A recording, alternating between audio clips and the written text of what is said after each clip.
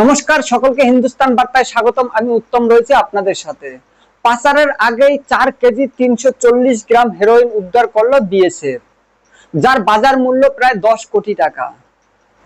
বাংলাদেশে পাচারের আগেই বিপুল পরিমাণ হেরোইন উদ্ধার করলো বিএসএফ। ঘটনাটি ঘটেছে মুর্শিদাবাদ জেলার ভারত বাংলাদেশ সীমান্তবর্তী লাগোয়া থানা আশিরাদহ এলাকায় উদ্ধার হয়েছে মোট 4 কেজি 340 গ্রাম হেরোইন, যার বাজার মূল্য প্রায় 10 কোটি টাকা।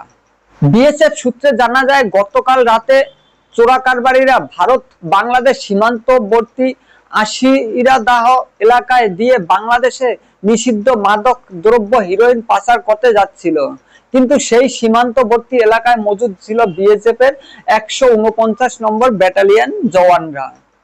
বিএসএফ তৎপর হতেই চোরাকারবারিরা সেখানে হেরোইন ফেলে চম্পট দেয় বলে জানা যায়। পরবর্তীতে বিএসএফ এর জওয়ানরা ওই এলাকায় তল্লাশি চালিয়ে 4 কেজি 300 গ্রাম হেরোইন উদ্ধার করে, যার বাজার মূল্য 10 কোটি টাকা বলে জানায় সূত্রে বিএসএফরা।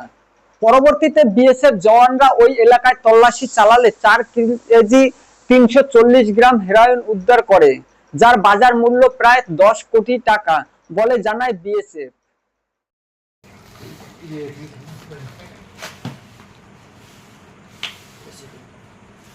ये